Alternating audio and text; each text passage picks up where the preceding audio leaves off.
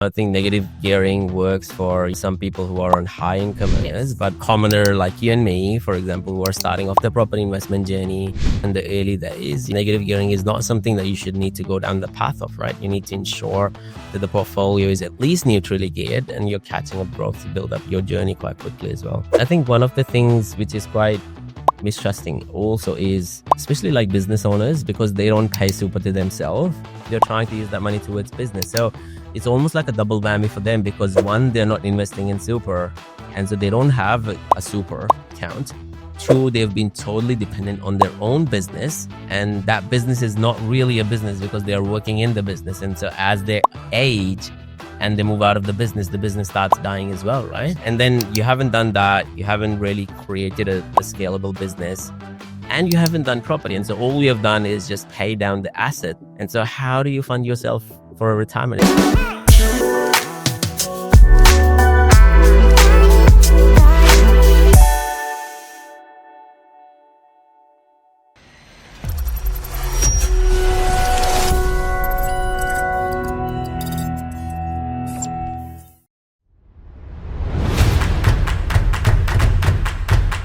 Co-living properties can generate almost $140,000 in passive income and net of $40,000 in passive income after mortgage repayments, and they sit in an average yield of about 10%.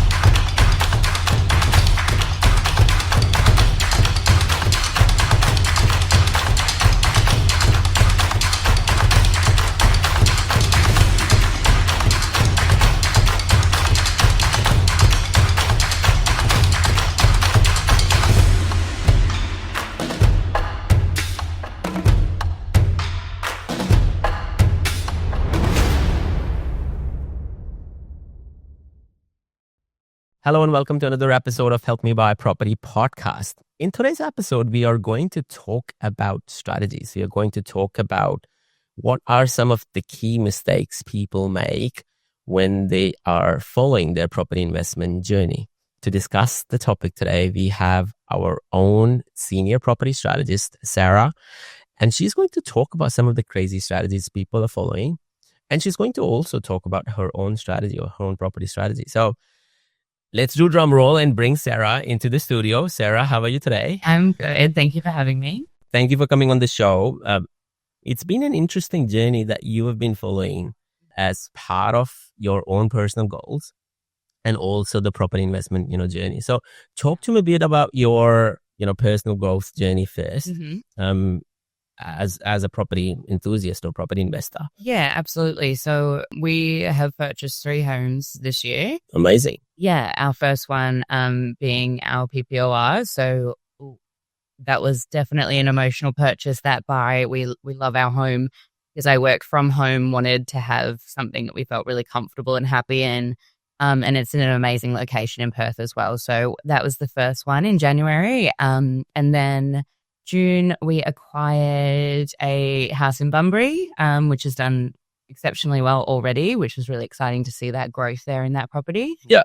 The strategy with that one is the next year it's big enough to continue renting out the house that's there now, and then either put a granny flat or subdivide the block. You're planning to do Airbnb out of it as well, right? At some space. Yeah, definitely. That's possible in the Bunbury area. It is a great tourist location. So Airbnb is definitely my long-term goal, purely just because I love travel and I love being able to move around. And I also will love to make passive income off Airbnb, but never see myself not working. Yes. So I would love to have my property portfolio making that passive income, but me being able to work in it day to day, doing something that I enjoy. Yeah. Yeah. Amazing. Yeah. And then there's the Queensland property that we acquired just 2 or 3 weeks ago. Yeah.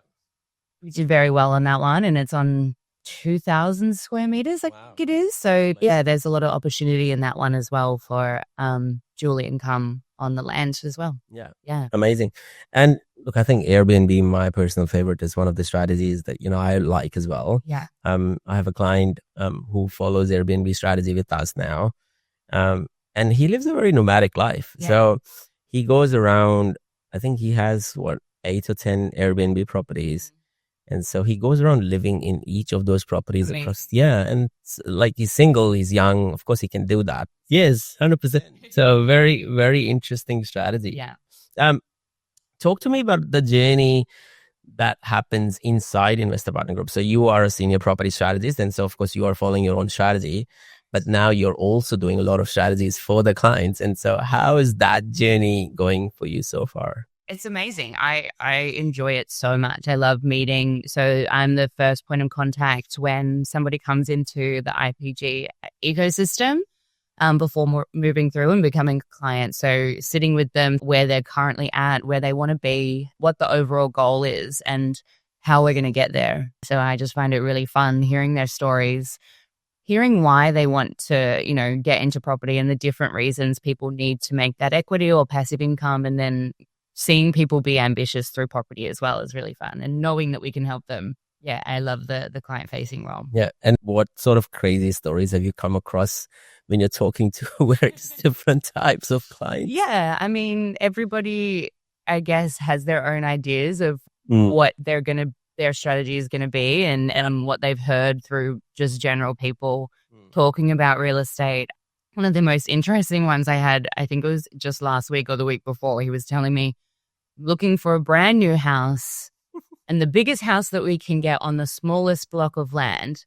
And I didn't know how to approach that and say, I think that you're confused. Yeah, you want on the wrong way. Yeah, exactly. We want a big block of land with a home that we can do things to. Yeah. That's how we're going to manufacture equity. And his wires were very crossed, and yeah, I don't think he appreciated that his strategy wasn't going to move very far. Yeah.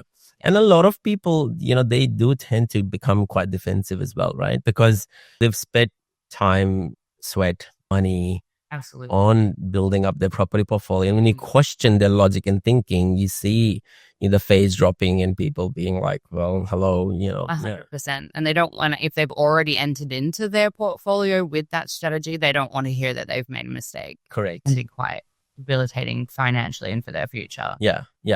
But it's okay to remediate. Like, I've done this in the past, you've done this as part of your overall journey, where you have to sell stuff to move on. And yes, it's okay to make some mistakes, but cut the losses, because if you're not going to cut the losses, that mistakes is not going to one day all of a sudden, turn around and become like $1 million property, right? Yeah, so you've got to, I guess, learn from it and then just move on. 100%. Yeah, definitely. And so what are some of the common mistakes that you see people make when you talk to them or hear them talking about their own strategies? Yeah. Just recently I was talking to a client who had sold out way too early on a Melbourne property.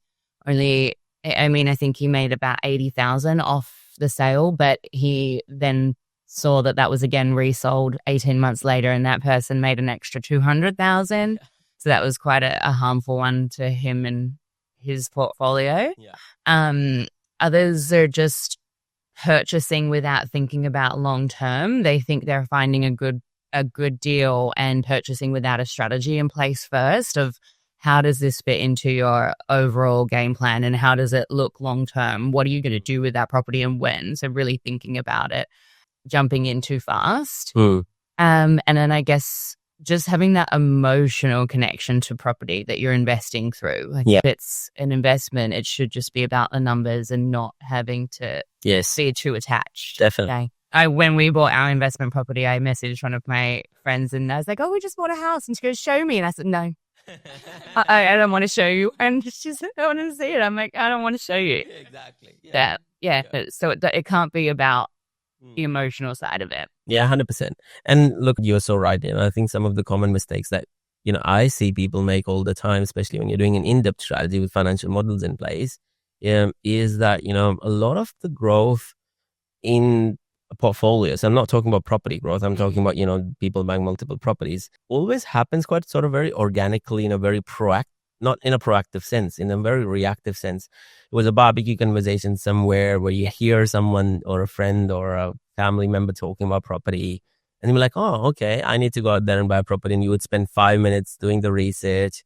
And then next thing you know, you've bought something there. Yeah. And they kind of take that advice as gospel, and they don't challenge it, and they don't do their own research on making sure that that actually is the right way to go. Yeah, 100%. And for some people, they might buy a house and land package, and at that given point in time, it was time right. And they might be able to make some money, and so they think that, okay, this is the pathway to go forward, and they'll go out there and buy a property. Right, exactly. Thinking that, hey, this is going to help me. And people don't realize that they don't always work. And so you need to be very careful about what you buy and where you buy. Don't get yourself taken on a ride by property spookers, so-called property investment advisors, or buyer's agents who are selling house and land packages or off-the-plan properties or apartments. Get yourself a copy of this book called The Millennial's Guide to Property Investing. This book is not just for millennials. The title suggests, but it's actually the most advanced way of investing in property. This book will relate to your clients, your colleagues, and other business owners. There are so many property spookers out there who have come out of the woodwork over the last 3 to 5 years. And there is so much misinformation out there that I had to write a book about all the F-ups that people can actually avoid in order to be super successful in their property investment journey. Some of these are really easy to identify, but they are so costly to fix once these mistakes are made. So it's a short book. It's easy to read. It has a lot of stories. It has a lot of examples, and it is a true guide for people who wants to do it themselves. My name is Moxin Reza. This is my story, and a lot of you will relate to parts of this story if you're not born in the riches, and if you're trying to build a property portfolio that can last generations and help you improve your lifestyle along the way. So I give you a chance to come out there and have a read. Be kind, stay safe, keep smiling, keep investing, and please do check out the book.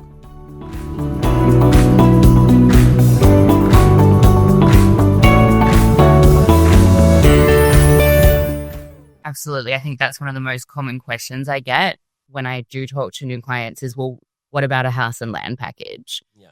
And so as soon as I say we buy established homes in established neighborhoods that are going to eventually be needing a renovation to manufacture that equity, or it's not something that they're generally on the path of. They're thinking about, maybe a unit or a house and land package or a brand new house. So, and then going down the path of it's all for negative gearing and the depreciation. That's what I hear pretty much every day. Yes. Yeah. And people don't realize that, again, keeping a portfolio negatively geared or chasing depreciation benefits, and all of this is temporary, right? Yes. When I do let them know that, that's not yours forever, they're shocked. Yeah. And I say, nobody talks about the fact that you actually don't get to keep that.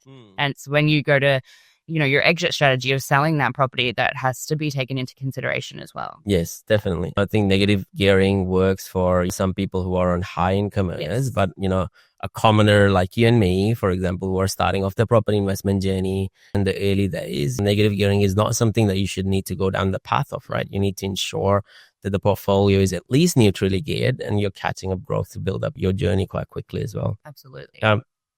What other common mistakes do you see people making when you're talking about more astute investors or more experienced investors? I spoke to somebody the other day, and he has 2 properties, both fully paid off, and they were paid off 20 years ago. And he is making extremely great money, and he hasn't done anything since. And it's just, why? Why are you not moving forward? Why are you not building on this? Why have you waited 20 years when you're doing so well?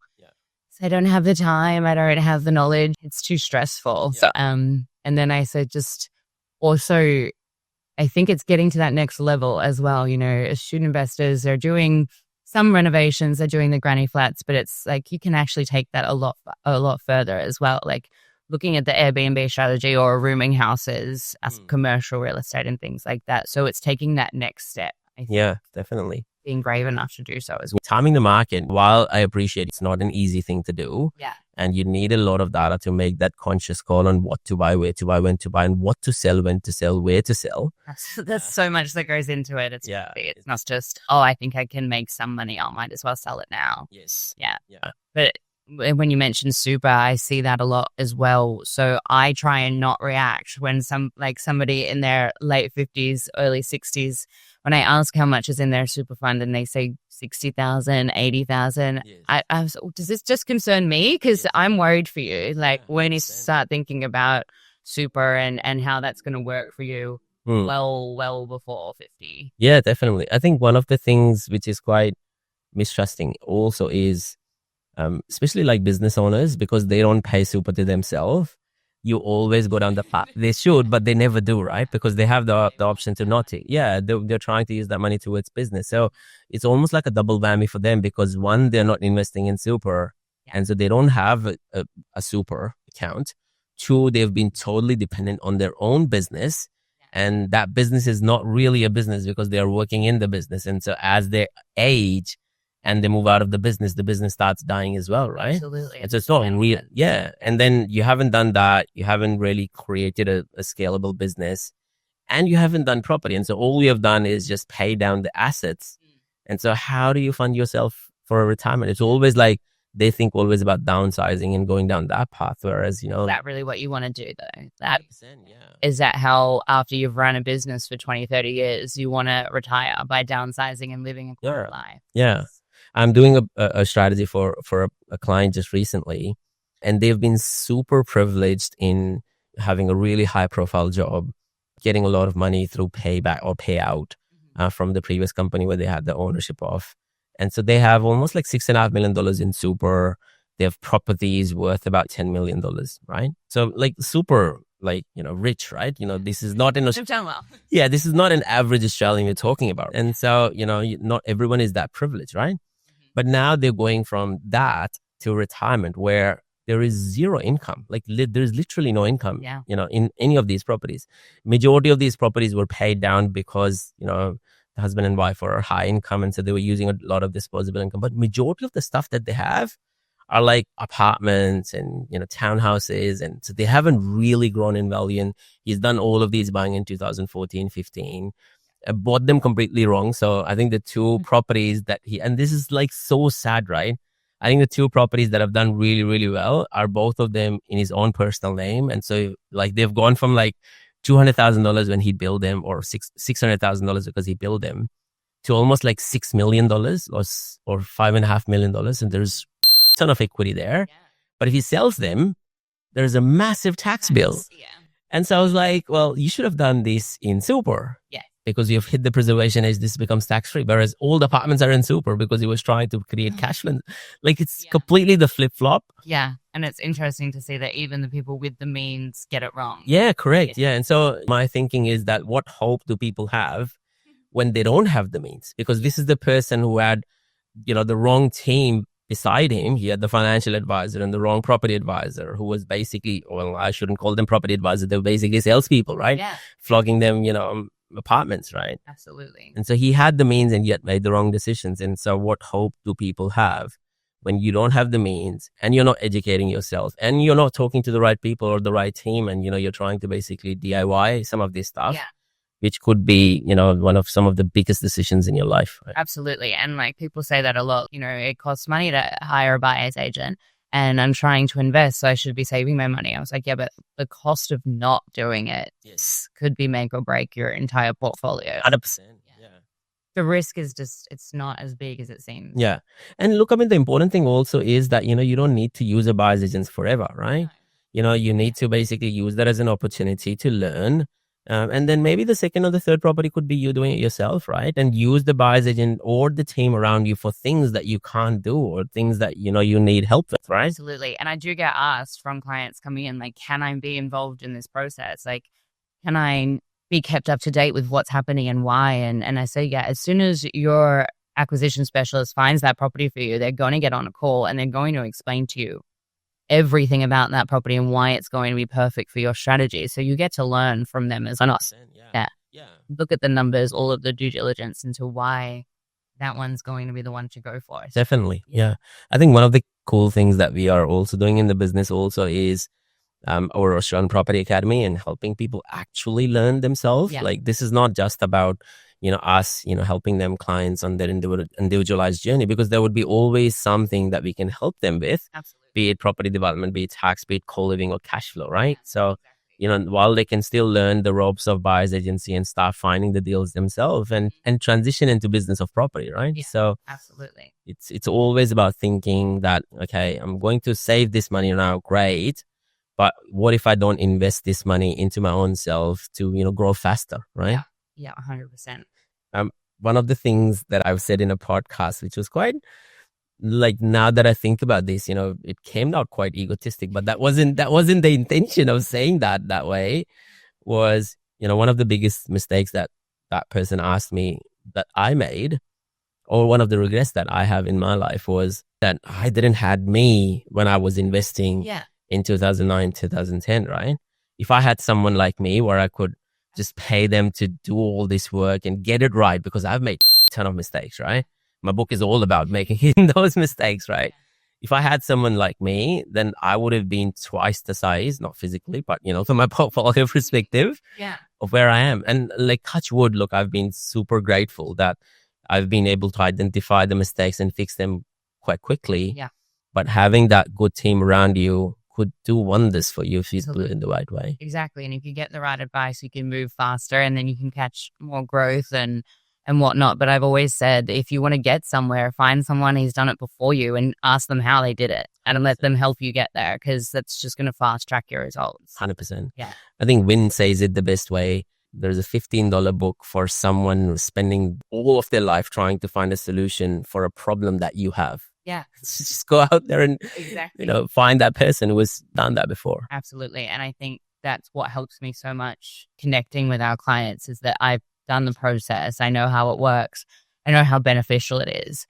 And I'd much, much rather have somebody take me down that process of building our portfolio that I know it's going to take out that risk. And so happy to learn from people and say, so much more than me. Definitely. If you can get that help and it's available to you, why wouldn't you? And there's nothing wrong in putting your hand up and asking for help, right? Like, I don't understand commercial properties, and I'm being very open about it. Mm-hmm. And I have a commercial agent that works in the business that finds commercial properties for me. And I'm looking for commercial property. And that's okay, right?